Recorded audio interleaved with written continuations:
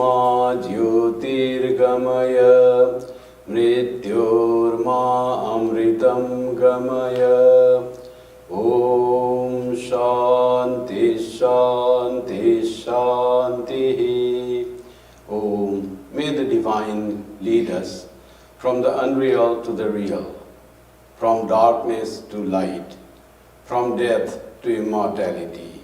Om. Peace, peace, peace.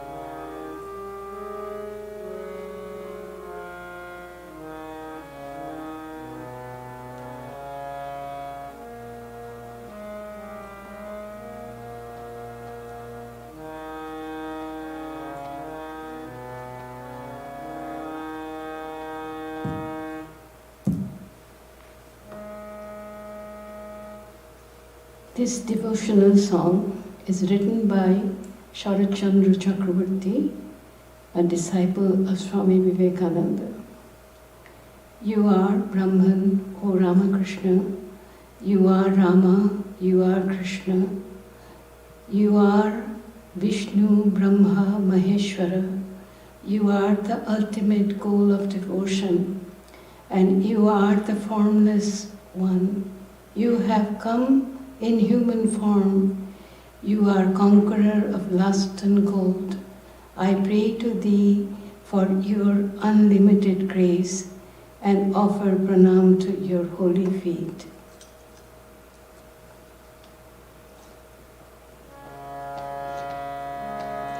Tumi Brahma Rama Krishna, Tumi Krishna, Tumi Ram, Tumi Brahma Rama Krishna, Tumi Krishna, Tumi Ram, Tumi Vishnu, Tumi Krishna, Prabhu Vishnu Prana Ram, Tumi Vishnu, Tumi Vishnu Prabhu Vishnu Prana Ram, Tumi Brahma Rama Krishna, Tumi Krishna, Tumi Ram, Tumi Adheyo Adharo, Tumi Brahma Nirakaro, Tumi Adheyo Adharo, Tumi Brahma Nirakaro, Tumi Nara Rupa Dharo, Tumi Nara Rupa Dharo, Vidita Kanaka Kam, Tumi Brahma Rama Krishna, Tumi Krishna, Tumi Ram, Tumi Vishnu, Tumi Vishnu, Prabhu Vishnu Prana Ram, Tumi Brahma Rama Krishna, Tumi Krishna, Tumi Ram, Aparo Karuna Sindhu, Tumi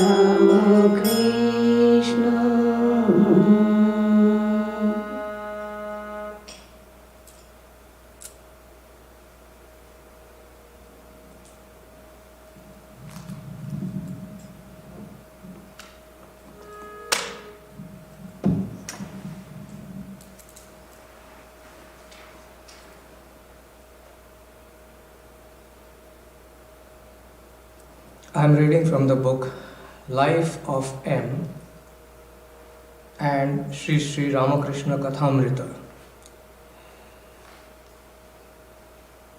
Here, the chapter is M in Calcutta.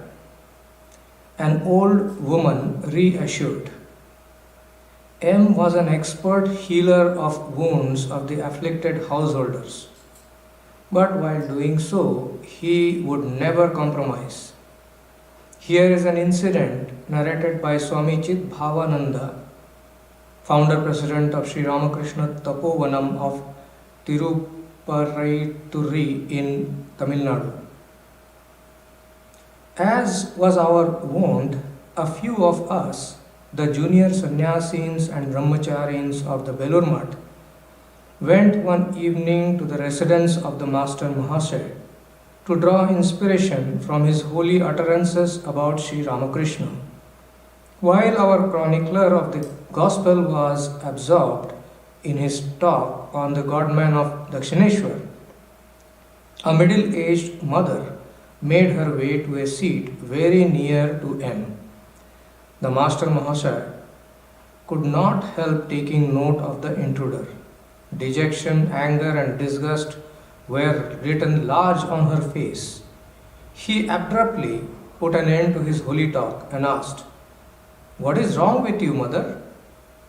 In a slow voice, she gave vent to her feeling. "My son D, for whom I sacrificed life and everything else, whom I brought up so dearly, has abandoned me and gone to Belur Math. This ungrateful wretch is harbored by them as a hero. I say I am undone." Master Mahasaya, does not death mercilessly snatch away the beloved ones and the props of the family?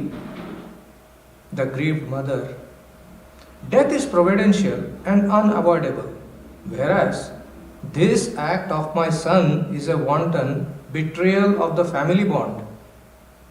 Master Mahasaya, will you classify your son as a fallen one, bringing disgrace to your family? The grieved mother, not so, but he has left the family in a lurch. It is so unbecoming of a loving son, and his hard-heartedness is approved of by the Belur Math. They gave him shelter. Master Mahasaya, there are boys who run away from home as vagabonds, joining hands with others of the same type. Yet others are put in jail for theft and other crimes. Has your son left you for any of these faults? The mother, I am glad my son is above these defects. Master Mahasaya, will you not willingly send your son for a few years to a distant foreign land for higher studies or for earning plenty of money? The mother, in family interest, I will surely do these things. But how can I willingly part with my son who is misguided into renouncing us? Master Mahasaya, mother, now let me sum up all your position. All those who are joined by family bonds have to separate some day for one reason or the other. So far, death has not separated your son from you. No criminal offense has separated your son from you. You also say that for the acquisition of knowledge or wealth, one has to leave his kith and kin and go elsewhere. Your son has gone in search of the divine. It is the noblest quest. Someday you will meet him with pride, as did the mother of Swami Vivekananda. Blessed you are that you have begotten a son who has gone in search of Godhood. It is not given to all to have such a son. This solemn observation opened the eyes of the grieved mother. She took leave of the holy man with a relieved mind. Within a few months, the woman got herself fully reconciled to the holy resolve of her beloved son. Master Mahasaya was an expert in healing the hearts of the distressed. Here is a lady. Now a short period of meditation.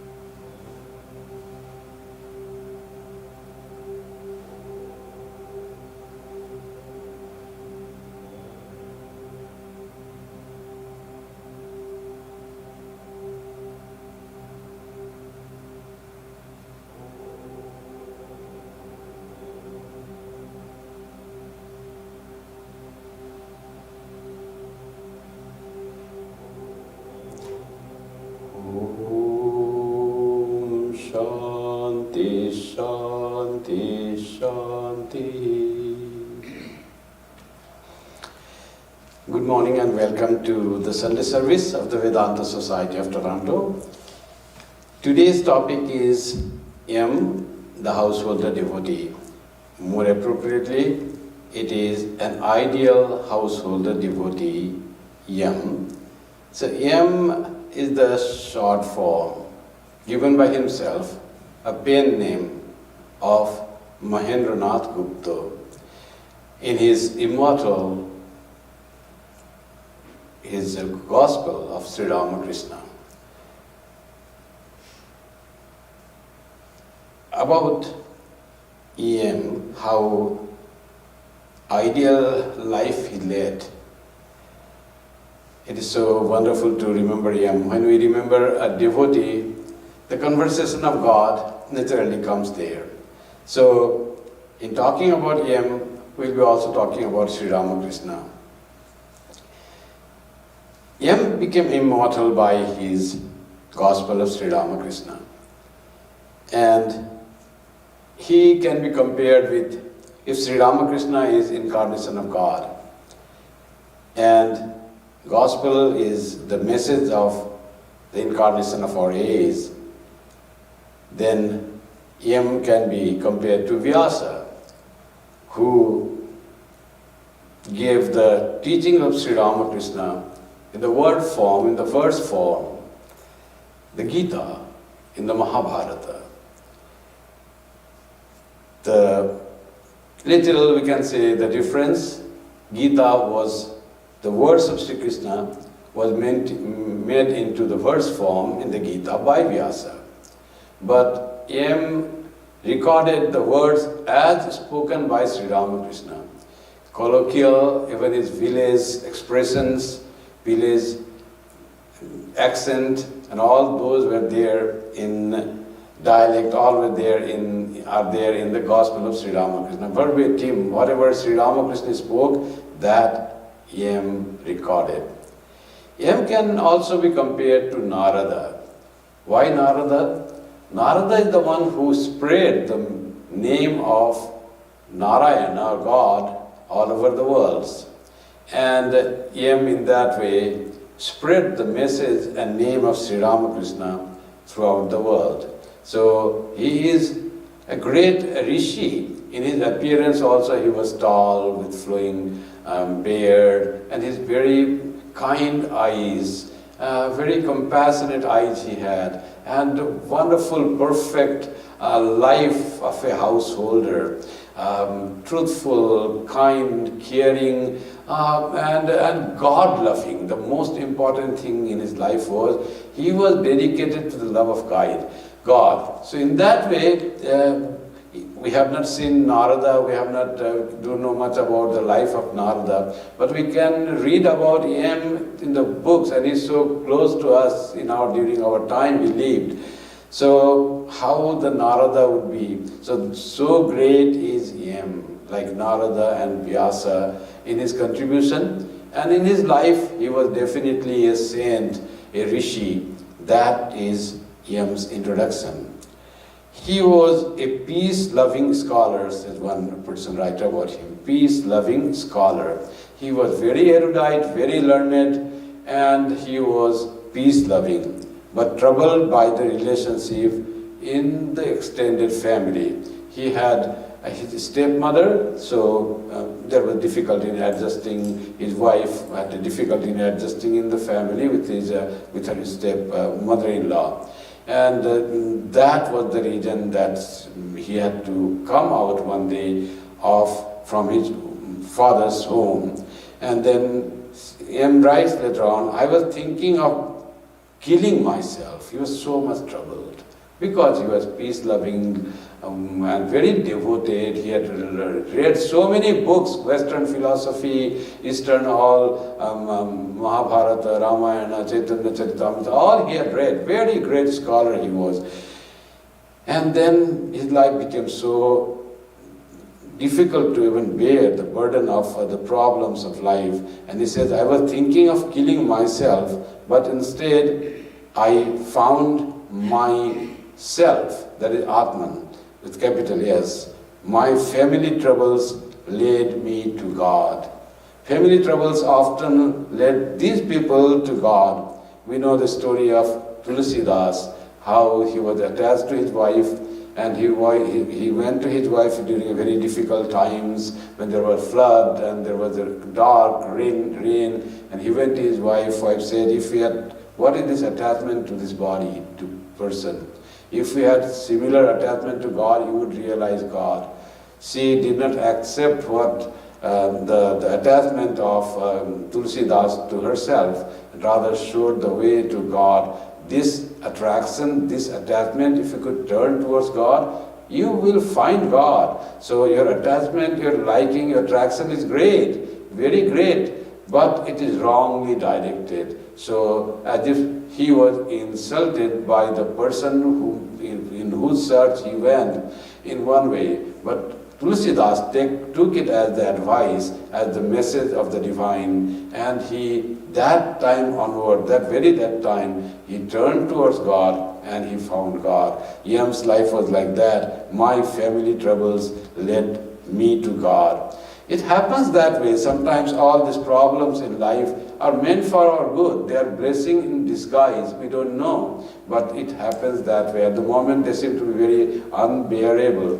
But it turns, if we could really utilize that, it is the message of God and the way of God to attract us towards Him. So if we could take that in that way, Yam himself had that idea. Yam was born, his name Mahendranath Gupta, was born on 14th July 1854. So he was about 1 year younger to Holy Mother and 9 years younger to Swami Vivekananda. His father's name was Madhusudan Gupta and mother's name was Swarnamayi Devi. And he was born in Calcutta. His father was also officer in the Calcutta High Court. And Yam was an educationist, and he actually was headmaster in so many schools. He was very double MA. In that time, when there were very few, even the undergrads, BA, Swami Vivekananda studied up to BA. And all those great Bankim and all those, you find the people who are great officers, big officers, deputy, they call deputy magistrates, all generally used to be BA. In that situation, Yam was MA, double MA, philosophy and English were his favorite subjects. He had studied Darsanas, Puranas, Smritis, Jainism, Buddhism, astrology and Ayurveda, and also English literature, history, economics, Western philosophy and law. So how much learned he was. When we say he was peace-loving scholar, by nature he was very quiet, peace-loving. Sri Ramakrishna often makes joke of him, of his shyness. When he says, can you sing? So he says, no, he won't sing in the congregation. And Sri Ramakrishna would sometimes say, oh, when he goes to school, he brings out his teeth. And here he cannot even sing. That means he talks, he gives lectures and does, but here he cannot sing even the congregation. So Sri Ramakrishna sometimes makes joke. And Yam is so wonderful. He writes whatever criticism or whatever thing was said not really praising him, not praise for him. He doesn't feel shy to note it down in the gospel and presents everything saying that it has been said to Yam, or it has been said to Muni or Master, like that he used to say. To himself he used to say Master, and Sri Ramakrishna was, Sri Ramakrishna we have translated into Master in English, here in Bengali original it is Thakur. Thakur also means Master or God. And whenever he was praised, that he won't write so much. Sometimes he has said, but otherwise he would say, he told about a devotee, like that he would say, but not directly that it was being said to him. So he was so humble, and yet such a great scholar. All good qualities of a person, as we say, Vidya Vinaya Sampanna Brahmana. Sri Krishna says in the Gita, the highest type of person should be how? Vidya Vinaya Sampanna Brahmana. Brahmana is a learned man, is a man of good character. And what type of good character? He is a good person of good character. That doesn't make him the great person. He has to be learned, erudite, scholar, Vidya Sampanna. That person who had good conduct and character and also is learned in education, is very learned thinker and all that. Still Gita, Sri Krishna says that is not the complete ideal human being. Ideal human being is Vinaya Sampanna. In all that there is humility. If there is no humility, there is arrogance of learning, then that person is not the ideal person. That might be great scholar, great professor. He or she might earn a Nobel Prize, but still, as a human being, there is incompleteness because he or she is arrogant. He or she is the egotistic. But when there is humility, that is the ideal person. Yam was that humble person. So much humble, he didn't fight with his father or stepmother, rather he wanted to come out. And when he had children that time, he had a wife, and life became unbearable, so he wanted to go out. Somehow his wife had the inkling that something wrong he is going to do. He must have shared his troubled mind with her and said, no, I can't allow you to go. I will also go with you. So they go out of house in a carriage, and where they were going to a friend's place, they were not there. Then where to go? He didn't want to return back to home. Then they go to his sister's place in Varanagar. Varanagar is a little far from Calcutta. Now it is northern Calcutta, but that time it was like you had to go through the empty places and then you reach Varanagar. Varanagar is more near to Dakshineshwar. And there was his brother, cousin, his name is Sidhu. Sidhu also could read his troubled mind. And he said, would you like to go to temple garden? And there is a beautiful temple. And he said, there a holy man lives. He said that.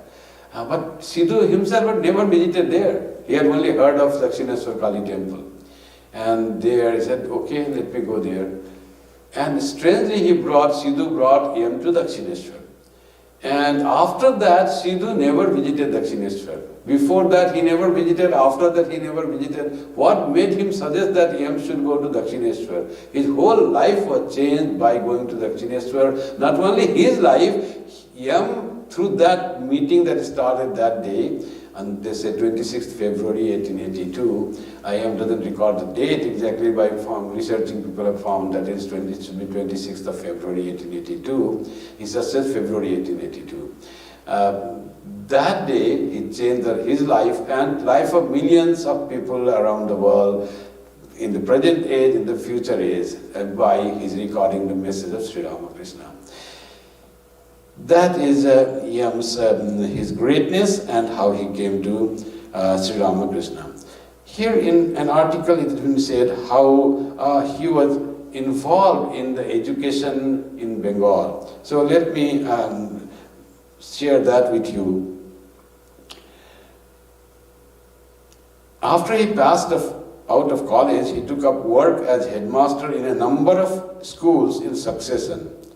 Narail in high school, city school, Ripon College School, Metropolitan School, Aryan School, Oriental Seminary and Model School.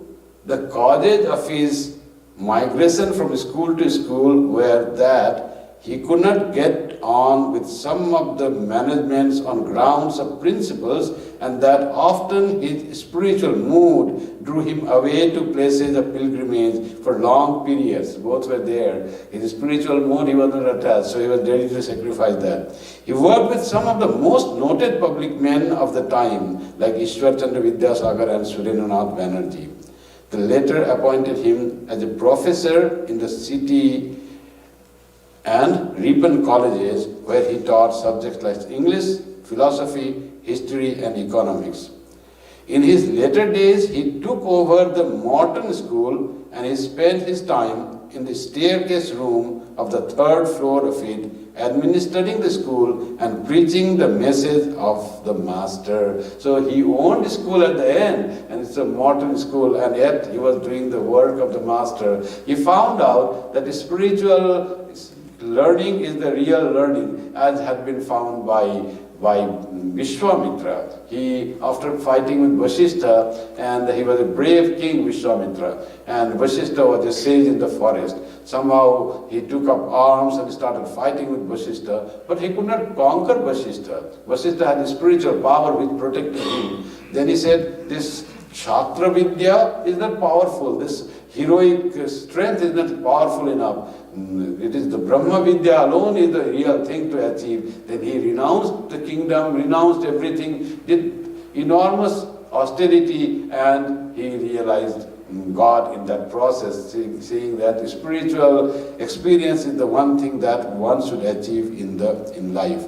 So when Yam comes to Sri Ramakrishna on that fateful day of February 1882, that day he saw a person in a room talking to a room full of devotees, and all were listening to Sri Ramakrishna. He was so intelligent and so sharp, he could, in one eye, could observe everything what was going on. And he heard some of the teaching that Sri Ramakrishna was saying. If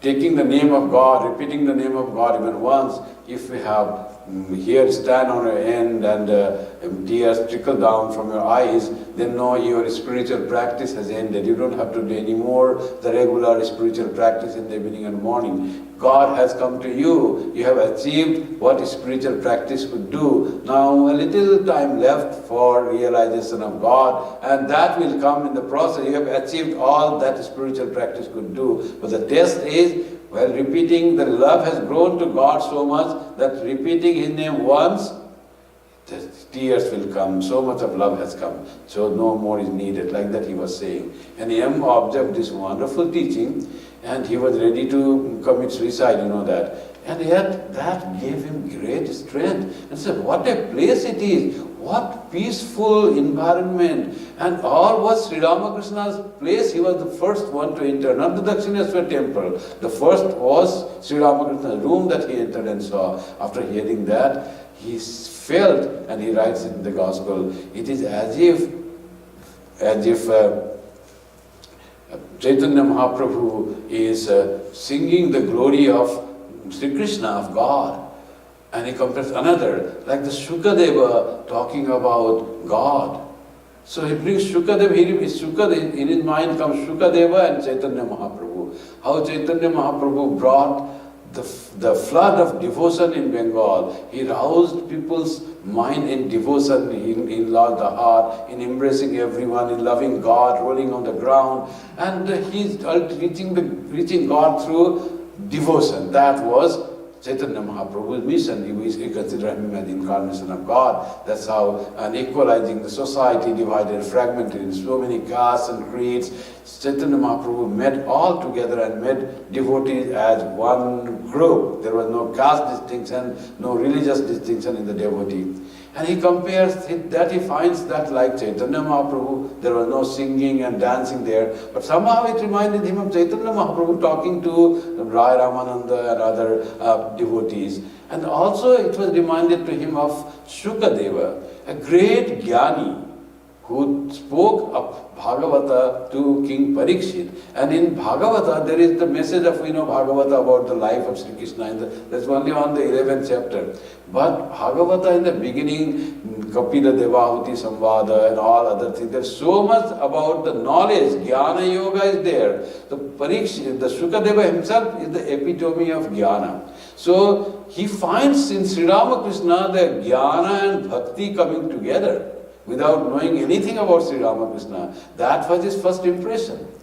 Then he goes out to do pranam to temple, main deity was after that. But by seeing Sri Ramakrishna for the first look, that's called love at first sight, we often say. This is the love at first sight, a real love of at the first sight. He saw Sri Ramakrishna, fell in love, and that was to live for 5 years till Sri Ramakrishna lived, and after that 24 more years after Sri Ramakrishna gave up his body till Yam lived. That connection with Sri Ramakrishna, love of Sri Ramakrishna, it just went on increasing.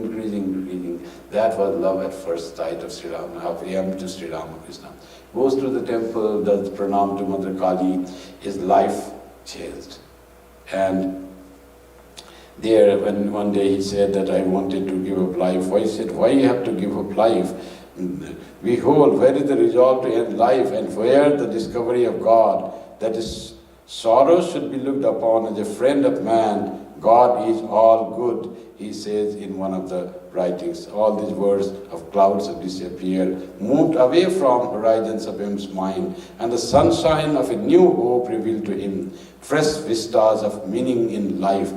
One approach, that's what it is said, that Sharanam api sajjana sangati reka bhavati bhavarnava tarane nauka. Life would have gone in vain if he had killed himself. And here, life become blessed. He lives in joy and love of God. And for him, and goes on working in so many schools, one after another, though he might have been said, oh, he's very careless, or he only looks for the spiritual growth and all that, but school after school invited him to take the charge, and he was headmaster in so many schools. And ultimately, Vidyasagar's school, it was result, 1 year result was not good. So he was criticized, oh, he gives more time on spirituality and connection with Sri Ramakrishna, that's why the result has gone down. Vidyasagar made this comment. He immediately resigned. That was not the cause. He was not careless about his own work. But that commitment, because he was so much into, he was so unique in having so much of love of God. No other headmaster would have so much of love of God. So they thought that because of this, school's result was not good this year. Sometimes it happens, result comes going down. And he immediately resigned. Now he had the family to feed, no work, no money, what to do? And next morning, letter comes from Surendranath Banerjee, and he said, would you be a professor in my college, Ripon College, and he gives job. And Surendranath Banerjee was his friend. That's how he was all taken care of. He earned money, he was not at that time the school headmaster or teacher or college professor, was not that paid that high salary. It was very, very low salary compared to other jobs, like the government jobs, like the deputy magistrate. They were highly paid, like 300 rupees that time. But school teacher, maybe 100 rupees or maybe 90 rupees, like that was the salary. That itself was big. Sri Ramakrishna, the temple priest, was paid, he was 5 rupees he began, and it went enhanced, increased up to 7 rupees. That was his pay. So that was the pay of normal thing. When he was full-time employee of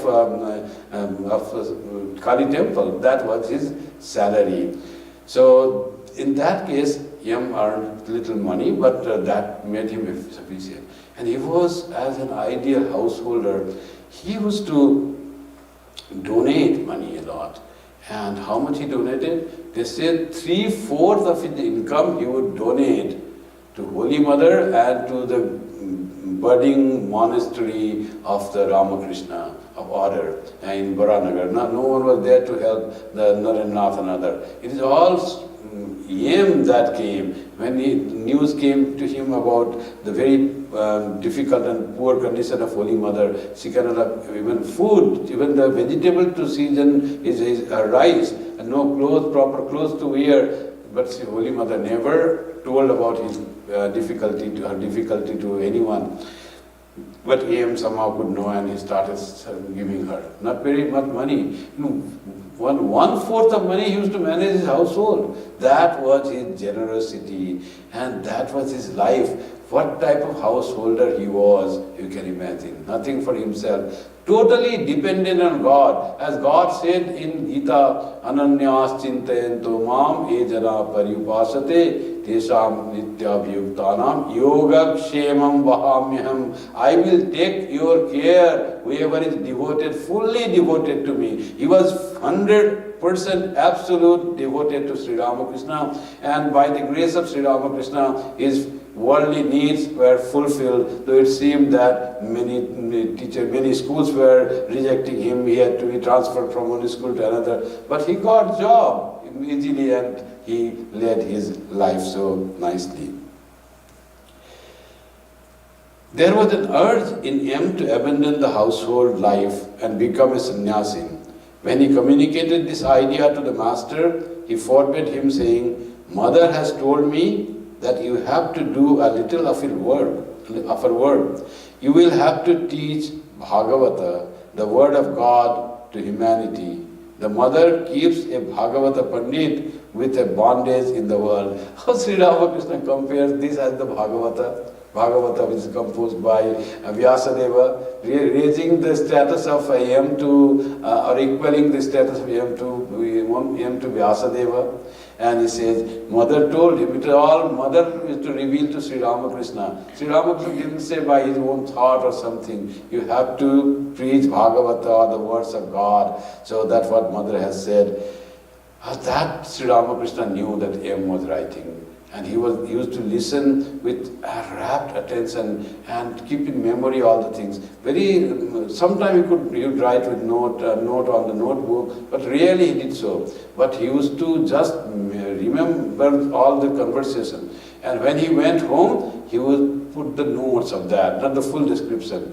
And later on, when he had time, because he was a teacher, headmaster, owning a school, so he had a lot of other works he had to do. So when he found time, maybe Saturdays, Sundays, whatever the holidays, then he used to elaborate that. And elaborating the scenes and the conversation, it is not so easy. As we read gospel, it seems as if it was recorded on a tape recorder and someone played and someone noted down, or someone noted down in shorthand. Nothing like that. He was not writing in shorthand at all. But all he did through meditation.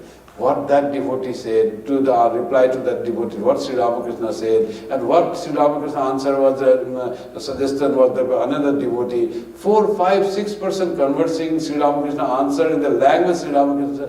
All he could recollect through his memory in meditation. He used to meditate on that. Sometimes the thing came, but it was not as clear. The whole scenario of what happened in Dakshineswar, that temple, or at the devotee's house where Sri Ramakrishna had gone, used to reappear in his mind in meditation, and he would write that. So isn't it some divine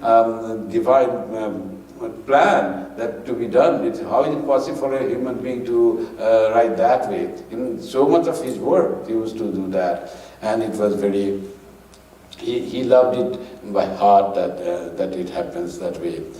They say that when Vyasadeva wrote his Bhagavata, he was also filled with depression.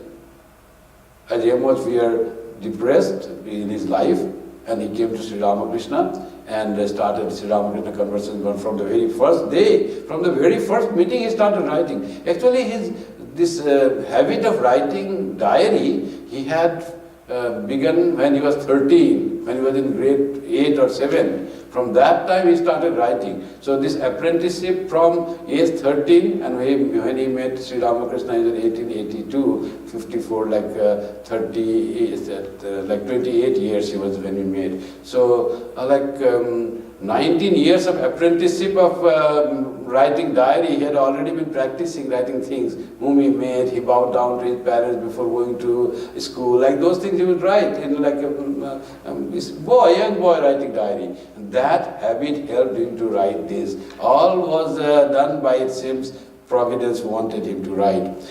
And he used to listen, Sri Ramakrishna used to know that what Yam is doing something.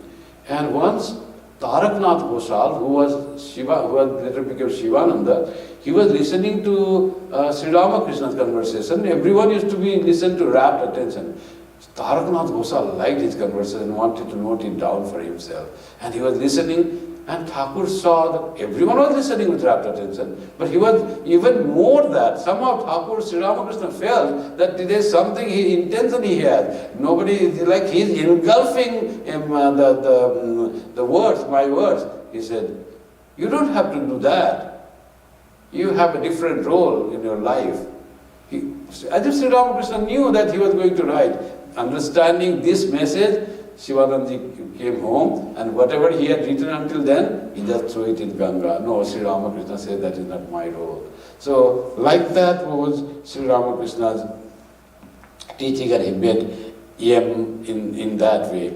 Wonderful conversation, how Yam lived with Sri Ramakrishna for many days, as Sri Ramakrishna had said, in meditation at night. He used to do that. He spent time in meditation and conversation and talk. And Sri Ramakrishna first wanted to say him, what do you like, God with form or God without form? So he said, I love to think of God without form.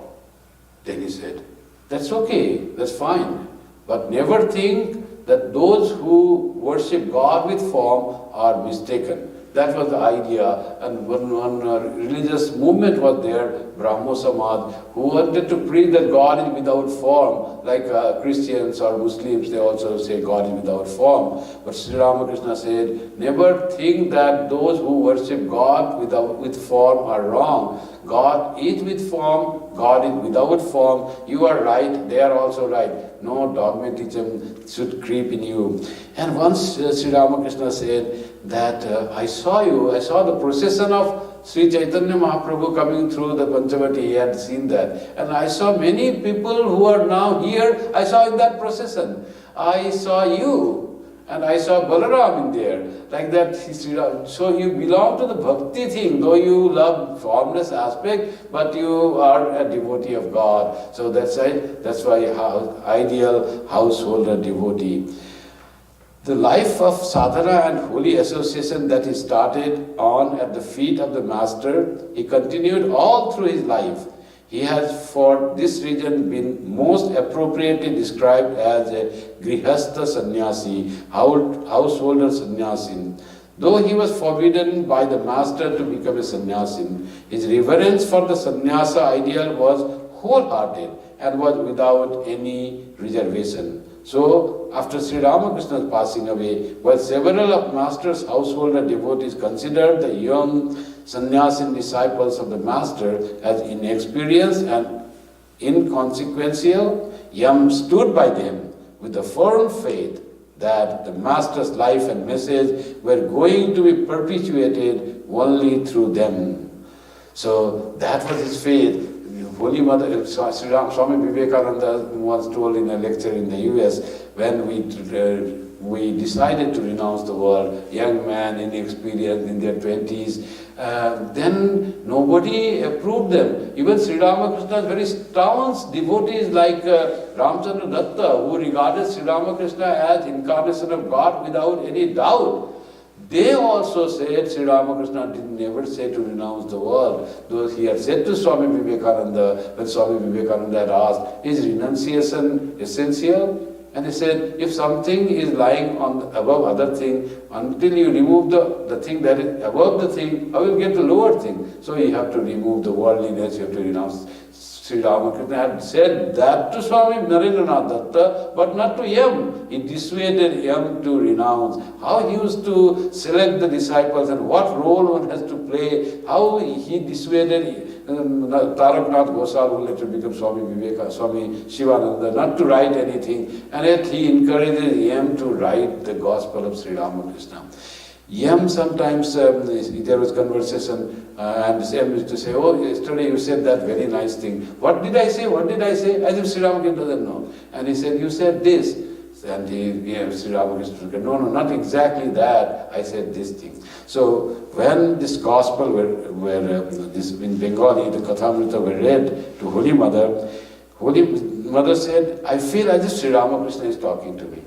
In the language itself, he meditated and found. It was a superhuman act. It was a definitely divine act. Humanly, it is not possible to have recorded the language that he didn't speak. It was the dialect of Kamarpukur village, Bengali dialect, that he records in the Gospel of Sri Ramakrishna as Sri Ramakrishna spoke. Which language, dialect, he didn't know. But he had in the memory that thing, and everything came to him. Whole scenario is to come to him in his memory, and he was not only come to him, he could write all that. It was moon, everything was flooded, as if he is describing the thing, and he is seeing the thing and describing. Like Sanjay describing the Gita, the battle going on, Sri Krishna said this, and Arjuna asked this question. Like that, he is describing the scenario as if he is seeing everything is flooded, Ganga, the ripples are shining with the moonlight like a silver, and music came, and the music from Navad coming and going and playing on the waves of Ganga, and all scenario is describing as if he's describing a movie scene, seeing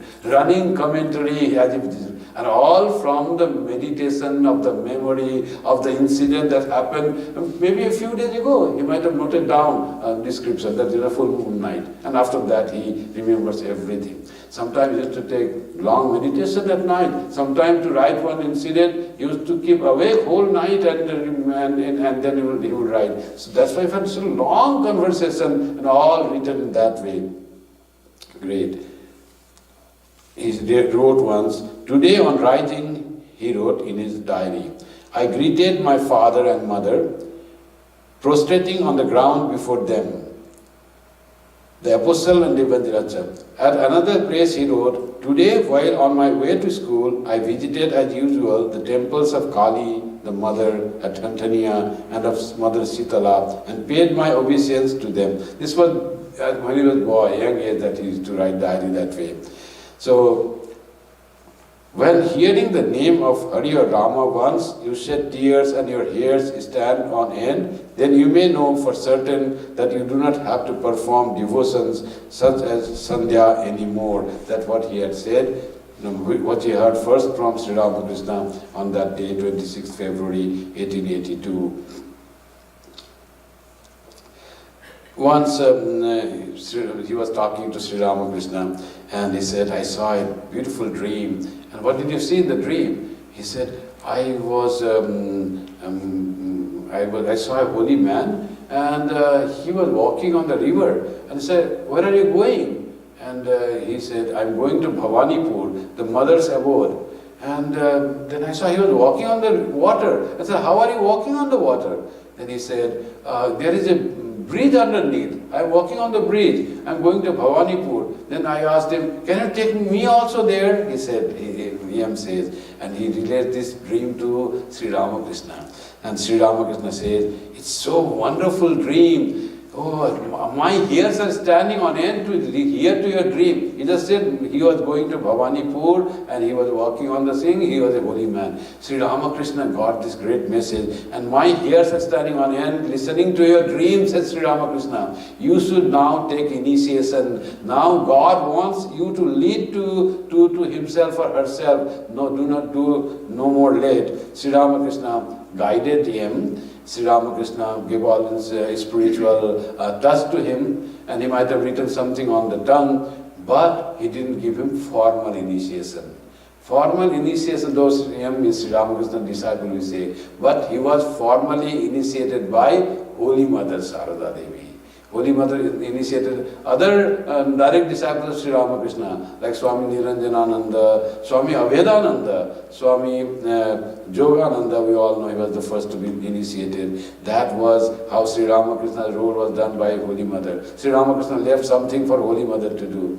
And that's how it happened. So Yam's greatness was his Gospel of Sri Ramakrishna, which is a great history in hagiography. Swami Vivekananda said that you have you have hit the mark and done such a noble work. And reading because it was published in 1902, first volume of the Gospel was published in 1902. Yam had sent some of his writing to Swami Vivekananda. And he said, in writing about Socrates, Plato had so many things. In his Plato's philosophy comes, his own idea comes. In Socrates, it's all writing. In the Socrates, it's all Plato everywhere. But in your Gospel of Sri Ramakrishna, you are totally hidden. You are not there at all. You have only projected and presented Sri Ramakrishna as what he is, what he spoke, without ever interpreting the thing. Yam had full faith that Sri Ramakrishna, the incarnation of God, came for the good of the world, for Bahujana Sitaya, Bahujana Sukhaya. So his no word was missed, and he put as he heard from Sri Ramakrishna without even thinking whether that will be good for people or not, but he all recorded that because it were the words of God. So I was talking about Yam's this thing. In 1905, he retired from the active life of a professor and devoted his remaining 27 years exclusively to the preaching of the life and message of the great master. He bought the Morton School from its original proprietors and shifted it to a commodious 4-storied house at 50 Amherst Street, Kolkata. In appearance, Yam looked a Vedic rishi, tall and stately in bearing. He had a strong and well-built body, an unusually broad chest, high forehead, and arms extending to the knees. Ajanabahu, I didn't know that. He, like Sri Ramachandra, he had arms extending up to the knees. His complexion was fair, and his prominent eyes were always tinged with the expression of the divine love, and filled his heart, adorned with a silvery beard that flowed luxuriantly down his chest, and a shining face radiating the serenity and gravity of holiness. Yam was as imposing and majestic as he was handsome and engaging in appearance, humorous, sweet-tongued, and eloquent when situations required. This great Maharshi of our age lived only to sing the glory of Sri Ramakrishna day and night.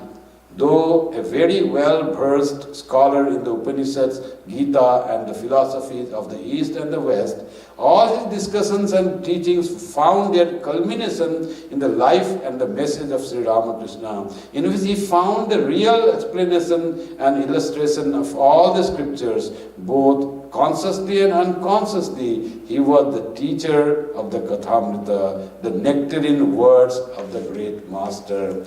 Sri Ramakrishna's Guru's name was Tota Puri. Puri was his title, Tota was his name. Tota is parrot in Hindi. So why parrot? Because she will speak. Parrot is considered to be speaking bird. They can imitate the words of many parrot in household they keep. And it says, Ram Ram. When you go Ram Ram, repeat the name of God. In fact, Yam was like that. He himself said, if you have come here, take some water. I go to a huge ocean and have collected some water. That is Sri Ramakrishna, the 5 years of his association with Sri Ramakrishna. All his message, and he used to talk only about Sri Ramakrishna. That's so beautifully said. His life was immersed in Sri Ramakrishna, and he presented that to everyone, that and made everyone that rich. How he was an ideal householder? Because he took care of his family, and it was fully, he could make himself fully devoted to God. Very difficult, this combination of devotion and family responsibility. And he shows in his life that can be done. You can be fully devoted with the thought of God and then perform the duties of the world. He taught in the school, took care of his family, and it was so detached. Holy Mother Sri Ramakrishna, when he said, I want to renounce the world, he said, why you have to renounce the world? Live in the world like a maid servant in a rich man's house. Say that everyone is yours, but know for certain, no one is yours. You belong to God, and they all belong to God. And as if they belong to you, we live in a detachment, mental detachment, but never say that outwardly. And that he practiced so much that once few monks had gone to Yam's house. It's now a center of the Ramakrishna order, Ramakrishna Math. It's called Sri Moyer Thakurbadi, the house of Sri, house of Yam. That's how the name is. There a few monks had gone, and he was peaceful, serene, everything, and he welcomed them, made them sad, ordered for some sweets, and when they were eating some sweet, there was a loud noise from his family members upstairs. They asked, what happened? Someone fell down or what happened? No, nothing to worry. One girl passed away this morning.